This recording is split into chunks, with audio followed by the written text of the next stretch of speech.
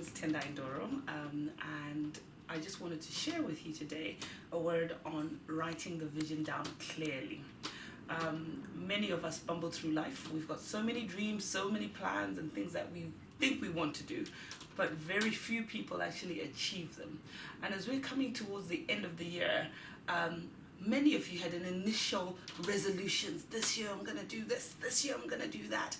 And it's quite sad to see towards the end of the year that the tick list doesn't look as great as you would have wanted it to be right at the beginning of the year. But I want to share something with you today that will transform the way things go stepping into the new year. The word of God in Habakkuk 2 verse 4 says, write the vision down clearly, and so that the heralder may run with it. That's something that the Lord just reminded me of this week.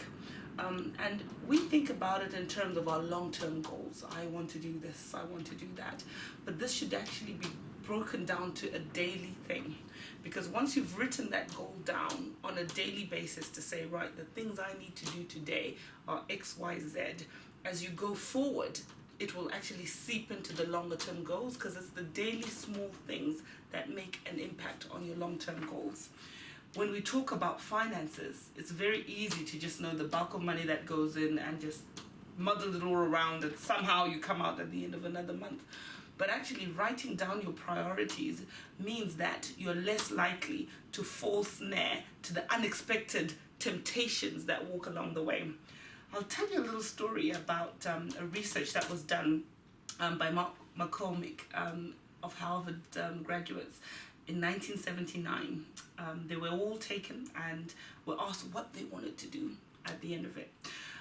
Of those that were all asked, 84% of them had no real thing that they wanted to do. They had no set plans. They were just happy to be Harvard graduates. And let's face it, if you graduate from Harvard, you've pretty much, made it in life. It's one of the top universities in the world. And 13% of them actually had some goals. They knew what they wanted to do. Oh, I want to work in pharmaceuticals, or I want to build this, or I want to do that.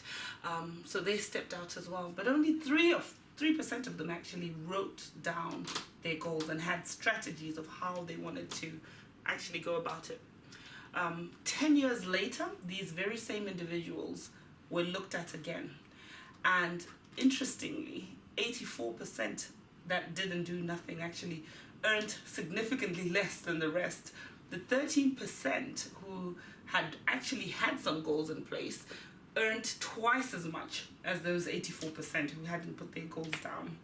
But the staggering figures that the 3% who had written the goal down, and clearly were people who continuously wrote the vision down, and as things changed and shifted, they made adjustments accordingly, they earned 10 times as much as the 97% that had no plans, that had plans but hadn't set them aside clearly. And then when we look at the global picture, isn't it interesting that only 1% of the world population own about 48% of the wealth that is out there? I see a level of correlation there. Why is it that there's so few people who manage to reach the large wealth that is out there? They know or do things that the rest of the crowd don't actually do. And today I just want to encourage somebody to write that vision down clearly. When it comes to your money, it's not really about how much you're earning. It's about what you actually have and how you manage that. The Lord increases based on your stewardship. So you're a steward of that £500 a month, of that £1,000 a month, of that £2,000 a month. And as you're able to manage that better and you start to grow that in a better way, more doors open up, expansion takes place. I always use this analogy of my daughter. She's 5 years old, and if I took her and I gave her a whole tray of glasses to take to the kitchen, she would probably smash a few along the way. But I test her. I started off with a little glass and says, oh, honey, go and take that to the kitchen. She did it. Oh, mommy, I've done it. Oh, great. Take this and take that to the kitchen. And she did it. And the more she's able to do, the more I give unto her. So before you start complaining, before you start crying out about, oh, things are not right, just have a sense check and look at the actions that you've been taking, where you are so far, and actually sit down and say, right, this is where I am. This is where I want to be.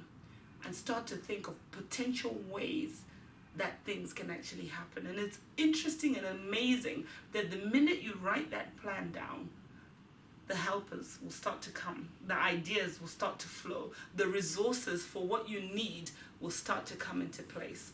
So today I just want to say, write the vision down clearly so that the heralder may run with it. God bless you in your finances. God bless you in your family. And may those visions and dreams that you have come to pass. In Jesus' name I pray.